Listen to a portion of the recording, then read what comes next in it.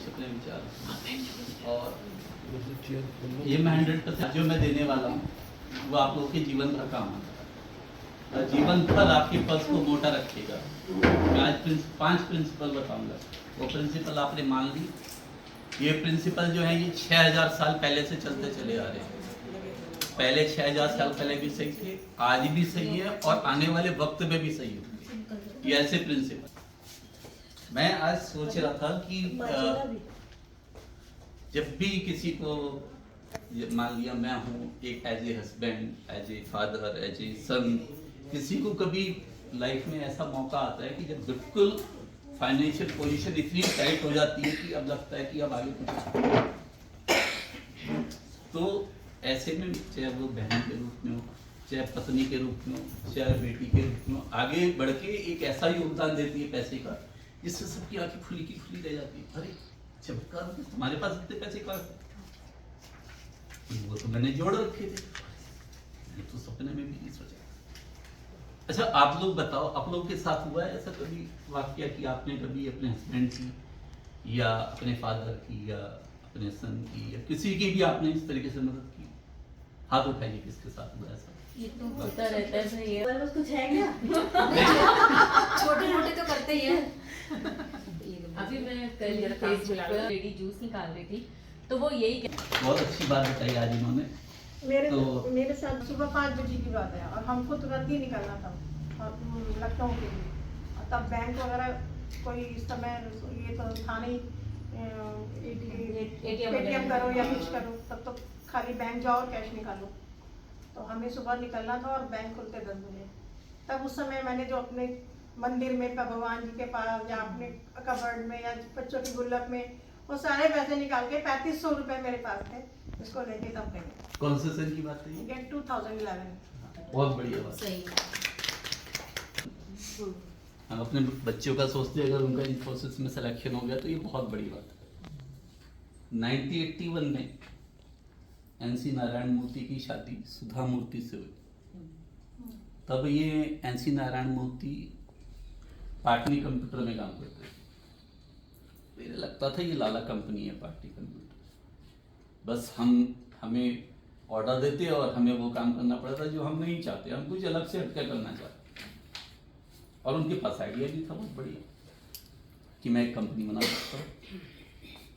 नई नई शादी हुई थी, उन्होंने सुधा मूर्ति को बताया काश मेरे पास 10,000 रुपये होते तो आज मैं सपने साकार कर सकता था। मेरे दिमाग में एक कंपनी बनाने का आइडिया चल रहा है। अपने मोबाइल में सब साइलेंट मोड पे कर दो, क्योंकि आज जो मिलने से बोला तो उन्होंने, मेरे पास 12,000 रुपये। जब मैं बहुत छोटी थी तब से मेरे फादर ने मुझे पैसा जोड़ना सिखाया था कि बेटा अपने जीवन में पैसा जोड़ो। मैं तब से पैसा जोड़ती रही, एक एक पैसा मैंने जोड़ा, एक एक पैसा। और आज की डेट में जब मैं तुम्हारे पास आई हूँ तो मेरे पास 12,000 रुपये है, वो मैं तुम्हें दे सकती हूँ, आप अपना काम शुरू कर सकते हो। बहुत खुश हुए। तो ये महिला शक्ति की ताकत है। उन्होंने इन्फोसिस बनाई और आज इन्फोसिस कहाँ ले गई? महिला शक्ति के लिए ताली बजाते हुए। और वो 12,000 रुपये अपने देश के लिए कितने करोड़ों अरबों रुपए बन गए। 12,000 नहीं होते तो क्या होता है, वो आज भी कहीं ना कहीं नौकरी कर रहे होते। तो ये महिला शक्ति की ताकत है। आज मैं आप लोगों को एक कहानी सुनाने वाला हूँ। इसमें 5 प्रिंसिपल आपको मिलेंगे इस कहानी में। और वो 5 प्रिंसिपल ऐसे हैं कि अगर आपने जीवन में उतारे तो ये आपका पर्स हमेशा मोटा रहेगा, कभी इसकी हालत पतली नहीं होगी। चाहे आप 80 साल के हो जाए, 90 साल के हो जाए, कितने साल के भी हो, हमेशा मोटा रहेगा। आप दाता बनोगे, लेने वाले कभी नहीं बनोगे, ये मेरी गारंटी। बेबीलोन जो था आज से 6000 साल पहले, बेबीलोन की सभ्यता पूरे विश्व में मशहूर थी। जब आदमी पत्थरों से काम करता था, पत्थरों से ही शिकार करता था, पत्थर से ही काम करता था, तब बेबीलोन के आदमी लोहे और कांसे को यूज करते थे और उससे काम करते थे। उसके पास ऐसे ऐसे इंजीनियर थे बेबीलोन में, ऐसे ऐसे वैज्ञानिक थे कि वो सूर्य ग्रहण, चंद्र ग्रहण, भूचाल सबका एडवांस में पता लगा देते थे। आज से 6000 साल पहले की बात बता रहा हूँ। बेबीलोन लगभग 14 मील की एक दीवार थी जो पूरे बेबीलोन को घेरती थी। उस 14 मील की जो दीवार थी वो 160 फीट ऊंची थी, यानी 15 मंजिला इमारत के बराबर उस समय 6000 साल पहले। और उस दीवार की जो मोटाई थी उस पे 6 घोड़ों का रथ एक साथ दौड़ सकता था, इतनी मोटी वो दीवार थी। बहुत लोगों ने आक्रमण किया लेकिन कभी बेबीलोन को कभी हरा नहीं सके। लेकिन एक साइरस नाम का एक राजा था, बहुत जीता उसने, उसकी बेबीलोन पे बहुत समय से नजर थी। तो सोचा मैं बेबीलोन को जीत के ही रहूंगा। उसने जो राजा के सलाहकार थे वो आते जाते रहते थे, वो सलाहकारों को अब उसने अपने बस में कर लिया। उसने कहा आपको राजा को सिर्फ ये समझाना है कि साइरस हमला करने आ रहा है, और आप बजाय अंदर घुस के इंतजार करने की या अंदर से आक्रमण करने के, आप बाहर निकल के उसे घेरने से पहले ही खत्म कर दो। और वो मूर्ख राजा तैयार हो गया। साइरस जैसे वही हुआ, साइरस जो चाहता था वो जैसे ही राजा बाहर आया, साइरस ने तुरंत, पूरी सेना ने घेर रखा था, एक साथ आक्रमण किया और सारे, वो राजा भाग गया बेबीलोन का, सारे सैनिक भाग गए उसके, कुछ मर गए और ये सीधा अंदर। उसके बाद इसने जो लूटपाट शुरू करी है, बाद में बेबीलोन एक खंडर का ढेर बन गया कुछ साल बाद। लेकिन इसने जो, इसके जो इंजीनियर थे और इसके जो वैज्ञानिक थे वो बहुत समझदार थे। माँ की प्रथा क्या थी कि जो भी व्यापारी होता था बेबीलोन का, जब भी बुढ़ा होता था अपने बेटे को अपनी सारी संपत्ति दे जाता था कि मैं बुढ़ा हो गया, ले तू संभाल। अर्दाक नाम का व्यापारी था, उसको ये बात मंजूर नहीं थी। क्या नाम क्या था भैया? उसका नाम, एक मिनट, नोमाजिर नाम था, अर्दाक उसका बेटा था। नोमाजिर नाम का व्यापारी था, उसको ये सब मंजूर नहीं था। उसने अर्दाक को, अपने बेटे को एक दिन बुलाया, बोला मैं बुढ़ा हो चला हूँ और मैं चाहता हूँ कि मैं अपनी संपत्ति तुम्हारे नाम कर दूँ। अर्दाक ने मनी मन सोचा, ये तो मैं चाहता था कि मैं मौज उड़ाऊँ, आपने इतनी दौलत इकट्ठी करी है तो ये तो मेरी जिंदगी भर के लिए काम आएगी। और बेबीलोन में इतना सोना था, पूरी दुनिया में कहीं नहीं था। इसलिए साइरस ने उसको लूटने की योजना बनाई थी। आक्रमण तो बहुत लोगों ने किया था लेकिन वो उसकी दीवार को तोड़ नहीं पाते। वो दीवार से बाहर निकलवा लिया ना। हाँ, दीवार से बाहर, सीता वाली कहानी। हाँ। तो अर्दाक से उन्होंने कहा कि हाँ मैं दूंगा तुम्हें, लेकिन मेरी एक शर्त है, मैं तुम्हारी परीक्षा लूंगा। अगर तुम उस परीक्षा में पास हो गए तो मैं अपनी सारी दौलत तुम्हें दे दूंगा, लेकिन अगर फेल हो गए तो मैं अपनी सारी दौलत मंदिरों में, पुरोहितों में, पंडितों में, सब में, गरीबों में, सब में बांट दूंगा और वो मेरी आत्मा के लिए दुआ करेंगे। इसलिए काबिलियत साबित करो तभी मैं। बोला अच्छा जी, क्या करना होगा मुझे? ये लो एक थैली सोने की शक्ति, और ये लो मृदा पुत्र। उस समय क्या होता था कि कागज पेंसिल नहीं होती थी, जो लिखा जाता था वो मिट्टी की पट्टियों पे लिखा जाता था। 6 बाई 8 इंच की वो पट्टी होती थी और उन पट्टी पे लिख के उन्हें आग में तपाया जाता था और उस पर सुरक्षित रखा जाता था उन पट्टियों को। जो अमेरिका के जो पुरातत्व विभाग के लोग में भी है ऐसा, उन्होंने निकाला था, जब बेबीलोन से जब खुदाई करी तो बेबीलोन में वो पट्टियाँ निकली, तो वहाँ से उनको मिला ये कि मतलब हाँ ये क्या राज था उनका, आखिर बेबीलोन के आदमी क्यों इतने अमीर थे कि दुनिया का सबसे ज़्यादा सोना उन लोगों के पास था। बोले ये मृदा पुत्र है, ये थैली अशरफियाँ, ये लेके जाओ और 10 साल बाद आना, 10 साल से पहले शक्ल मत दिखाना, मैं देखूंगा तुमने इसमें क्या बढ़ा के लाओगे या क्या घटा के लाओगे। बोला ठीक है। उसके तो मानो सपनों पे पानी फिर गया, कहाँ तो वो ले रहा था और कहाँ पिताजी ने कह दिया तुम्हें अपने आप को साबित करना पड़ेगा। उसके पिताजी ने कहा कि मैंने सावधान, मैं तुम्हें अशरफियाँ दी हैं जरूर, एक थैली भर के, लेकिन एक बात याद रखना, एक समय मैं बहुत गरीब था, मेरे पास खाने को भी कुछ नहीं था उससे, और मैंने अपनी मेहनत और लगन के बल पे इतना बड़ा साम्राज्य इकट्ठा किया, और मैं ये तुम्हें जो एक थैली अशरफी दे रहा हूँ ना, ये मेरा एहसान समझना कि मैं तुम्हें दे रहा हूँ, मुझे नहीं देनी चाहिए थी, लेकिन फिर भी मैं दे रहा हूँ कि तुम ये ना कहो कि मुझे कुछ नहीं मिला शुरुआत करने की। बोला ठीक है, निकल गया वहाँ से वो। फिर 10 साल बाद वापस लौट के अपने घर आया। परिवार वाले बहुत खुश हुए, उसके 2 बेटे थे, वाइफ थी, उसकी माँ थी। पिताजी ने बहुत ढंग से स्वागत किया उसका, और उसके स्वागत के आयोजन में एक शानदार फंक्शन रखा। सारे पड़ोसियों को, सारे रिश्तेदारों को बुलाया, बेबीलोन के मैक्सिमम व्यापारियों को बुलाया, कि वो जानता था उसके फादर की बहुत कमा के लाया। कितना कमा के लाया किसी को नहीं पता था। एक बड़े हॉल में सब इकट्ठे हुए। लाइट तो उन दिनों होती नहीं थी, तेल के दीपक जल रहे थे, चारों तरफ से तेल की स्मेल आ रही थी, और जो सारे रिश्तेदार सब लोग जमीन पर बिछे कालीन पे बैठे हुए थे, और ये अरदाक और नुमाजीर ये सिंहासन पे बैठे। तो सब देख रहे थे कि आज हमें कुछ मिलने वाला है। फिर अरदाक ने कहना शुरू किया, पिताजी जब मैं यहाँ से निकला था तो मैं एक कारवां में शामिल हो गया।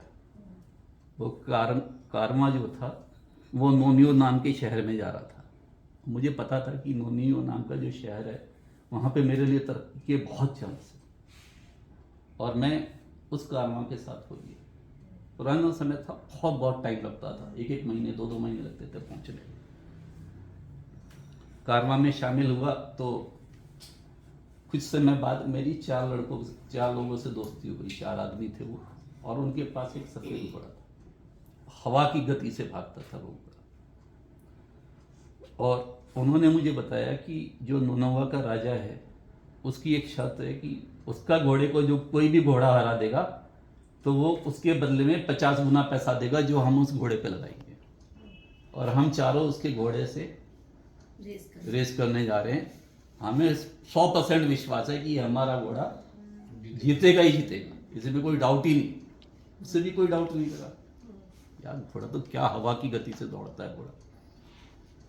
उसने रिक्वेस्ट करी कि आप मुझे अपना पार्टनर बना दो इसमें, मैं भी लगाना चाहता हूँ इसमें। अच्छा चलो अंकल बताएंगे। 2 दिन बीत गए, फिर नानुकुर करके आखिर उन्होंने मान लिया ठीक है हम तुम्हें अपना पार्टनर बना लेते। उन्होंने वो शहर पहुँचे, घोड़े की रेस शुरू हुई। इनका घोड़ा राजा के घोड़े से आगे भाग रहा था। अचानक पता नहीं क्या हुआ, ये सफ़ेद घोड़ा गिर गया और राजा का घोड़ा रेस जीत गया। ये अपना 60% सोना हार गया। हाँ, इससे बड़ा धक्का लगा कि एक ही बार में 60% तो गया, अब क्या करे। अब वहाँ पे उसने एक मकान किराए पे लिया नूनवा में, और खाने के लिए खाना खाने लगा, घूमने लगा बाज़ारों में इधर उधर, लेकिन उसे कोई सौदा नज़र नहीं आ रहा था कि अब तो वो क्या करे, क्या खरीदे और क्या बेचे। एक दिन उसने देखा एक दुकान के सामने बहुत भीड़ लगी हुई है। उसे बड़ा आश्चर्य हुआ, गया वहाँ पे कि भैया यहाँ भीड़ क्यों लगी हुई है।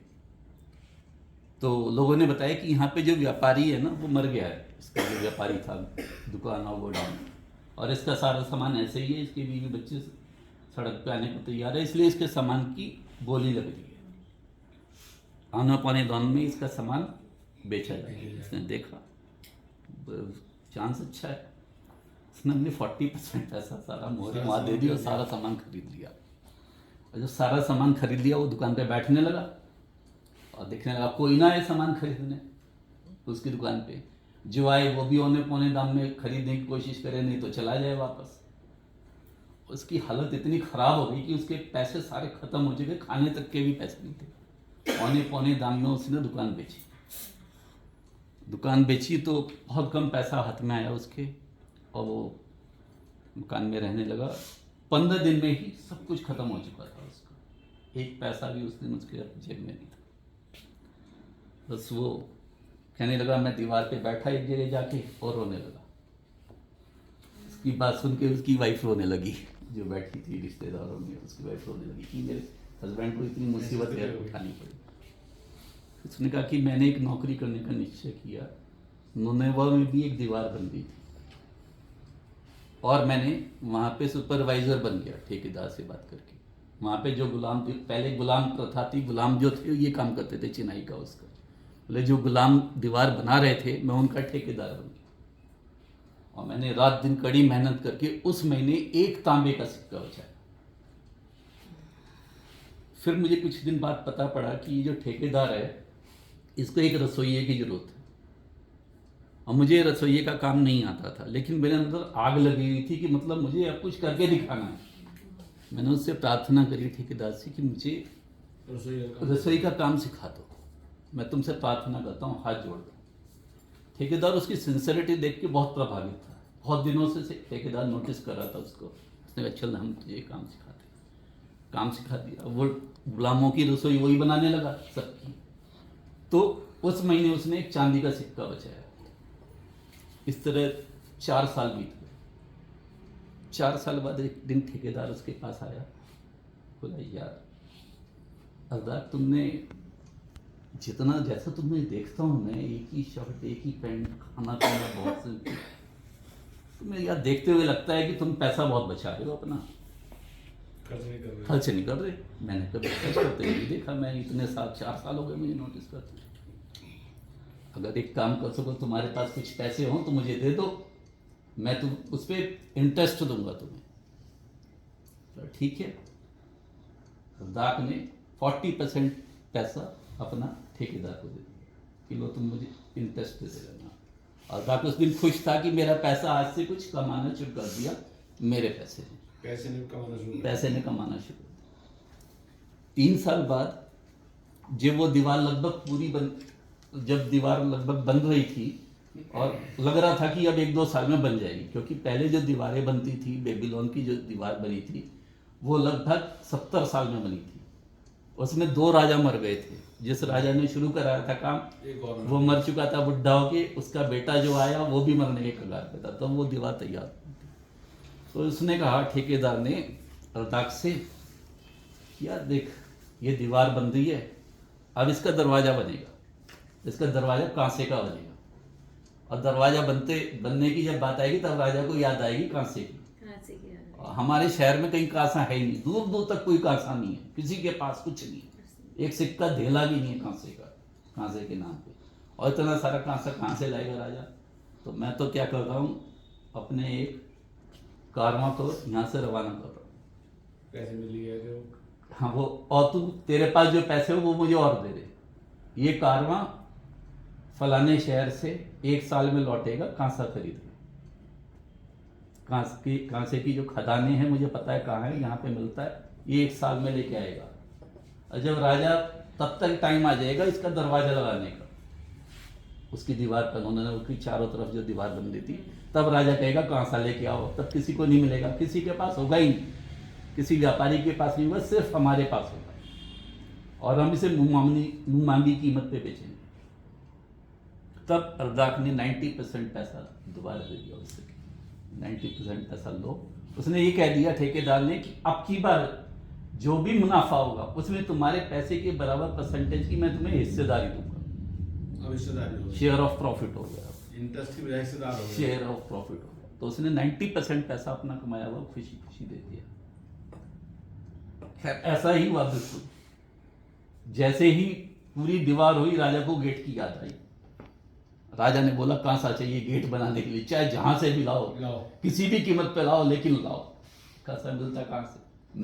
सिर्फ ठेकेदार के पास था, ठेकेदार के पता नहीं। जब सब सैनिकों ने हाथ खड़े कर दिए, महाराज कहीं नहीं है। ठेकेदार बोलता है मेरे पास, मैं कर सकता हूं इंतजाम। और राजा के सैनिकों ने यह भी बताया कि महाराज उसे लाने में तो सालों लग जाएंगे वहां से। ठेकेदार बोला मेरे पास है, लेकिन मैं इस रेट पर दूंगा। राजा ने कहा मैं दुगने दूंगा।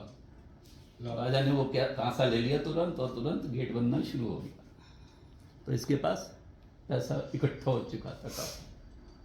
फिर धीरे धीरे ऐसे करके 2-3-4 मौके आए जब इसने ठेकेदार के साथ मिलके और 1-2 विश्वास पात्र लोगों के साथ मिलके वो पैसा कमाया और वापस लौटा। बोला अब मैं आपके सामने।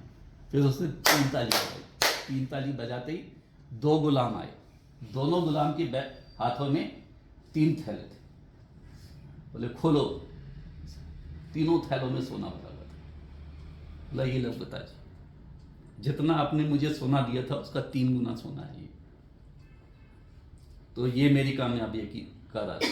तो ये जो मैंने आप लोगों को, तो उसने कहा हाँ, जब उसने मद्दा पत्र खोला, एक बात रह गई, जब उसने मद्दा पत्र खोला, जब वो रो रहा था, मद्दा पत्र खोला कि क्या लिखा था, तो उसमें पहला नियम लिखा था कि आप जो भी आमदनी करते हैं उसका 10% कम से कम हर हालत में बचे। सेविंग करें, 10% उसका कम से कम 10% सेविंग करें उसकी। सेविंग करें। दूसरा नियम, आप जो भी सेविंग करें आप ऐसी सेविंग करें बुद्धिमानी से कि ये सेविंग और सेविंग को लेके आए, मल्टीपल हो।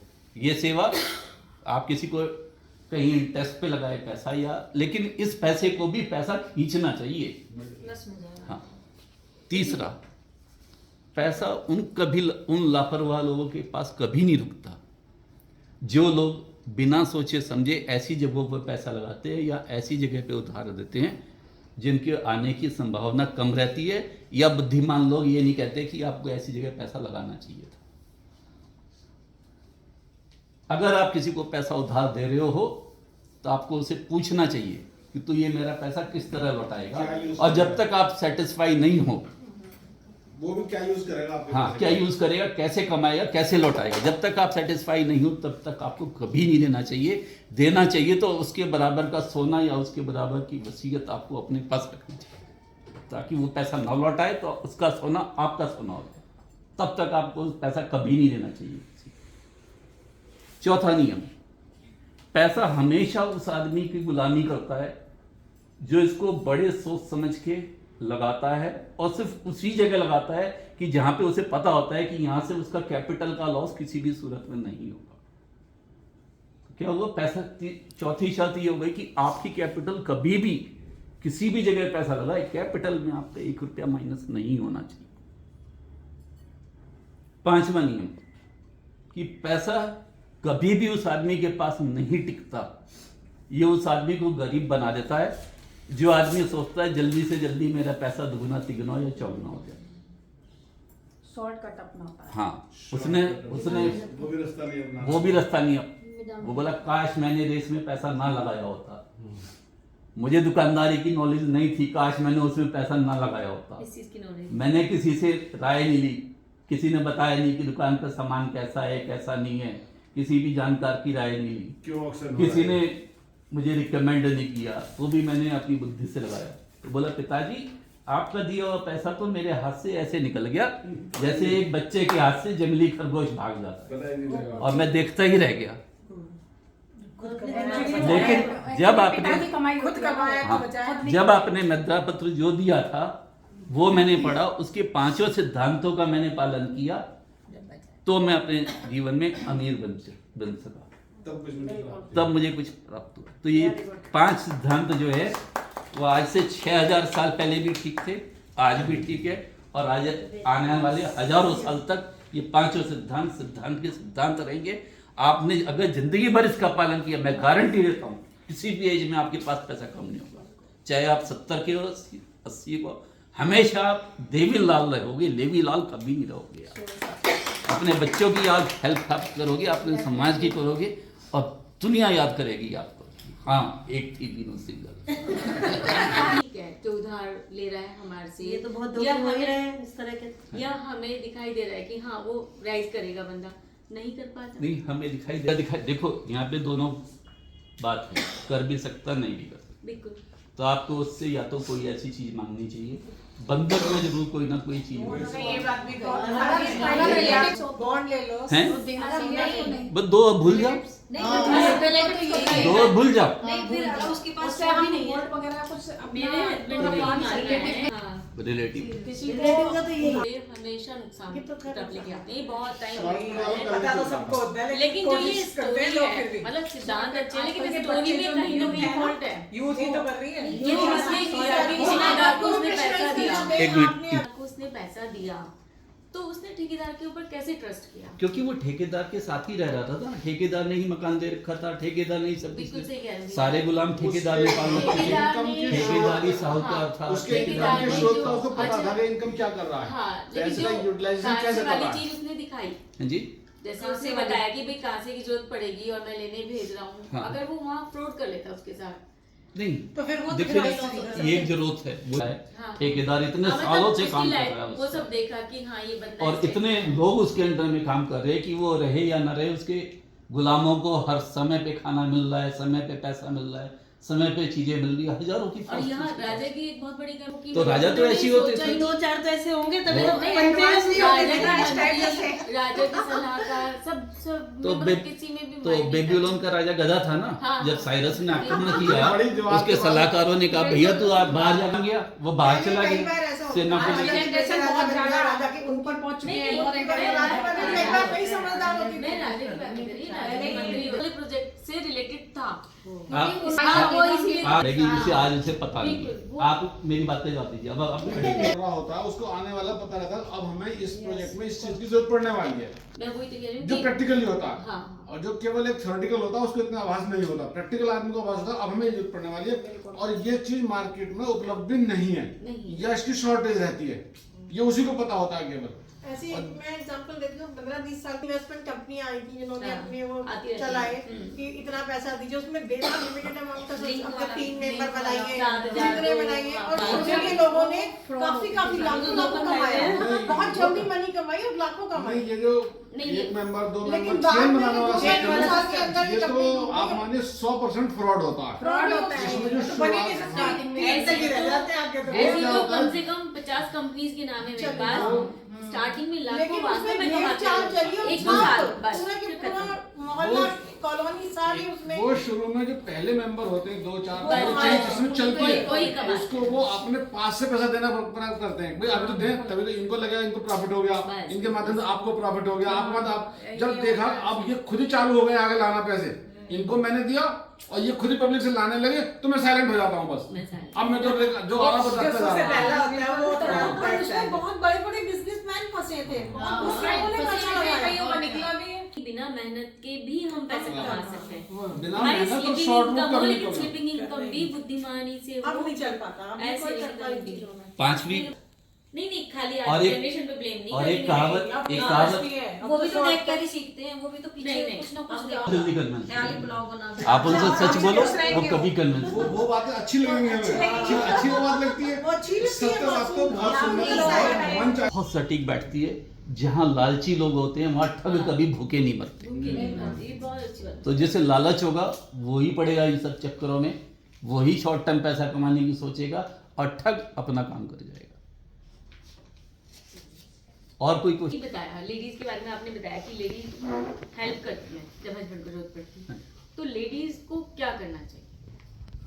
लेडीज आते हैं उनके लेडीज को पास। कि सबसे पहले आप क्या हेल्प कर सकते हो? सबसे पहले ये भी अपनी ITR भरवानी चाहिए।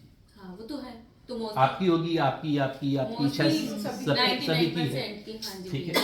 और पहला सिद्धांत याद रखना चाहिए कि हमेशा 10% पैसा ऐसी जगह डालो कि जो आपको उठाना ना पड़े, दौलत किसी को करके। पता ही ना चले। वो ठीक है। आप मतलब कब तक कितने साल का अब हमें अब मैं सोचना बताता हूँ, हाँ जी। LIC की एक योजना हाँ, है हाँ, कि अगर आप 20,000 रुपये हर महीने बचाते हैं 15 साल तक, कितने साल तक? 15 साल तक।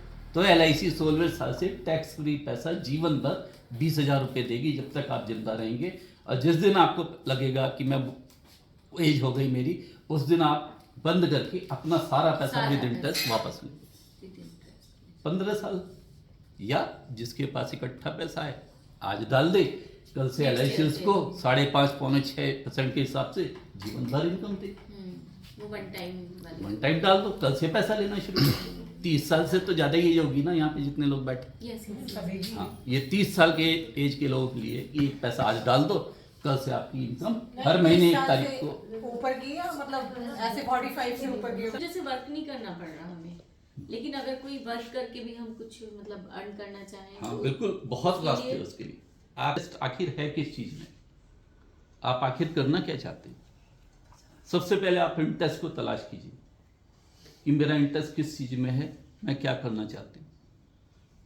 लिखिए अपने डायरी में। हम लिखते कुछ नहीं, इसलिए जिंदगी भर गोल गोल घूमते बिल्कुल रहते हैं। बिल्कुल भैया ये बात सही। आज ये आदमी मिल गया, इसने कहा ये धंधा अच्छा ये मैं बुटीक खोल लेती हूँ, कल वाल दूसरी मिल गई, नहीं यार बुटीक का हिस्सा दे उसे। कितने लोग लड़ने आते हैं रोज इसके पास, अरे नहीं मुझे बुटीक नहीं खोलना, बंद। पार्लर खोल लेते हैं। जहाँ इनकम फिर दूसरे दिन ज्यादा रहता है। हाँ, अपने का इंटरेस्ट अलग अलग है, अपने तो- इंटरेस्ट भी जाना चाहिए। ऐसे ही गोल गोल घूमता रहता है। वरना वो इसलिए जानने आपको वाले- सबसे पहले लिखना कि आखिर मुझे जीवन में करना क्या है।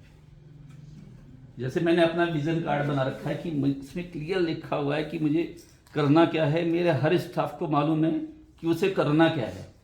ये मेरा विजन कार्ड है, ये मेरा लाइफ टाइम विजन है, ये मेरा कोर पर्पज है, जो जिंदगी का कोर पर्पज है, to play prominent role in transforming lifes and thereby making life easier and beautiful. मेरा ये जीवन का पर्पज है कि मैं लोगों की लाइफ में कंट्रीब्यूट करूंगा जिससे कि उनकी लाइफ सुंदर हो और आसान हो जाए। ये मेरे जीवन का कोर पर्पज है। तो ये क्या कोर पर्पज कभी खत्म होने वाला है? नहीं, आज के 10 साल बाद तो खत्म होल होने। लाइफ का है। मैं सुबह उठता हूँ तो यही याद करता हूँ कि आज मैं सुबह किस लिए उठा हूँ, मुझे जिंदगी किस लिए दी गई है, to play a prominent role in transforming lifes and thereby making lifes easier and beautiful. फिर मैंने लिखा कि मेरा विविड डिस्क्रिप्शन की मतलब डिस्क्रिप्शन में मुझे क्या करना है, तो इसमें क्लियर लिखा है to bring transformation changes in the life of 1000 people by 2026। 2026 तक मुझे 1000 लोगों की लाइफ तो एटलीस्ट चेंज करनी है। अब आज मैंने आप लोगों को बताया, तो आप सही बताइए, आपको कुछ आज हासिल हुआ मुझसे या नहीं हासिल? तो ये मेरा विविड डिस्क्रिप्शन, मेरे स्टाफ को मालूम है, सबको मालूम है, सबका यही है। ये लोग जो सुबह उठते हैं ये भी इसलिए उठते हैं to play prominent role in transforming life and thereby making life easier and beautiful. हम आज उठे हैं तो हमें ऐसा काम करना है, हमें इस तरीके से हम जान लगा के काम करेंगे कि सर ने जो काम दिया है, सामने वाले की अगर पॉलिसी का कोई क्लेम है उसका डेथ क्लेम दिला के रहेगा, और सर को हम फ्री रखेंगे, सर को हम कोई काम नहीं बताएंगे, सर सिर्फ अपना काम करेंगे, हम वो चीज पढ़ेंगे।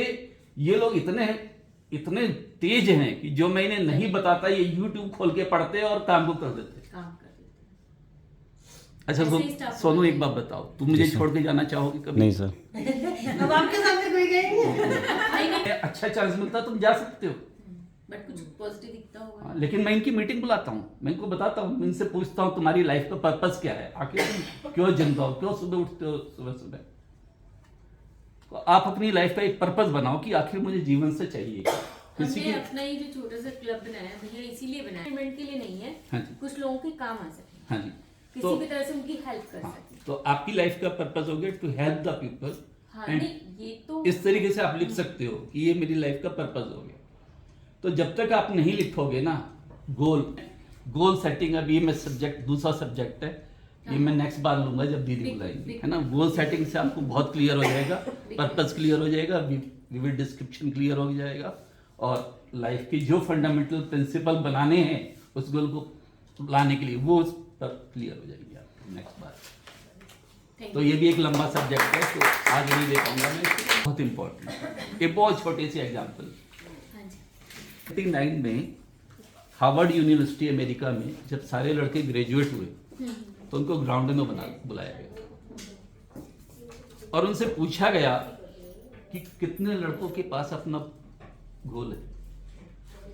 उसमें से सिर्फ 30% लोगों ने हाथ खड़ा किया, हमारे पास गोल है। फिर पूछा गया सेकंड क्वेश्चन कि कितने लोग ऐसे हैं जिनके पास रिटर्न में गोल है, लिखित में गोल है, जिन्होंने लिखा हुआ है। केवल 3% बच्चे थे जिन्होंने हाथ उठा लिया कि हमारे पास रिटर्न में गोल है। 10 साल तक इन बच्चों को चेज किया गया, सारे बच्चों को। 1989 में पूरा इनका रिकॉर्ड निकाला गया, पूरा चेज किया इनको 10 साल तक, और 10 साल बाद ये पाया कि जिन बच्चों के पास गोल नहीं था वो ठीक ठाक जिंदगी चला रहे थे, खर्चा चला रहे थे अपने, लेकिन जिन 27% लोगों के पास गोल था वो इनसे 3 गुना ज्यादा पैसा कमा रहे थे। गोल था लेकिन रिटर्न में नहीं। रिटर्न में नहीं था। लेकिन जो खतरनाक 3% लोग थे जिनके पास रिटर्न में गोल था, वो 27% से 10 गुना ज्यादा पैसा कमा रहे थे। तो क्या इससे आपको लगता है क्या सबक मिला? हमारे पास लिखित में कम से कम ऐसा होना चाहिए जिसे हम सुबह उठ के पढ़े तो आग लगा दे कि मैं आज क्यों उठा या क्यों उठी, मेरी लाइफ का आखिर पर्पस क्या है। तो जब तक आप उसको रिपीट करते रहेंगे पर्पस को, तो वो आपके सबकॉन्शियस माइंड का हिस्सा बन जाएगा। आपको ऐसी जगह पे अपने आप ले जाएगा कि आप अपने पर्पस को अचीव कर पाओगे। लेकिन उसके लिए आपको हैबिट्स डेवलप करनी पड़ेंगी। यू हैव टू पे द प्राइस। किसी भी चीज के लिए आपको प्राइस पे करना पड़ेगा। अगर आप देर से उठते हैं तो आपको जल्दी उठना पड़ेगा, अगर आपको अपना पर्पस हल करना है। लाइफ में डिसिप्लिन तो आप डिसिप्लिन की हैबिट्स ऐसी डालनी पड़ेगी, और खेल हैबिट का, सिर्फ हैबिट चेंज करनी और कुछ नहीं करना। जब हैबिट हो जाएगी तो डिसिप्लिन तो अपना बन जाएगा। ये 10% का पैसा बचाना, ये भी हैबिट है। किसी को उधार न देना, ये भी हैबिट है। किसी को बिना कुछ लिए उधार न देना, ये भी हैबिट है। जुए में पैसा लगाना, ये भी हैबिट है। लेकिन इससे बहुत लोग ड्रिंक नाराज- करना, ये सब करना, बहुत ये लोग भी एक नाराज हो हैबिट जाते है। हैं, फैमिली वाले नाराज हो जाते हैं। नाराज हो जाते हैं, ये होते हुए भी मना कर दिया तो नाराज हो इसलिए जाते हैं, सुलह बन जाते हैं भाई। ये अप एंड डाउन का जो वर्गीकरण है, वर्गीकरण में बाधा होती है। आज किसी लेकिन को नहीं करें तो फिर रिलेटिव्स का नहीं क्या करना करें? चाहिए, नहीं चलो करना ऐसे वो तो relatives topic अभी है। आप साथ में अभी आप Relatives की- लीडर नहीं था वो, उसको दे दिया 10 आप से लिए 10 आप से लिए और शाम को शराब की बोतल पियो चला गया। घर पे क्या होगा, किस कल मुझे ने 10 रुपए इसको दे दिए, किस मरे ने 10 रुपए इसको दे दिए। सही बात। आपने जो पुण्य लेने को दिए थे उसका आप ये सारा है लौट आजकल ये भी नहीं पता है ना कौन नीडी पर्सन नीड मत दीजिए, उस वर्गीकरण नीडेड को आपको देना ही नहीं है। उससे आप खाने को दे रहे हैं जो भिक्षा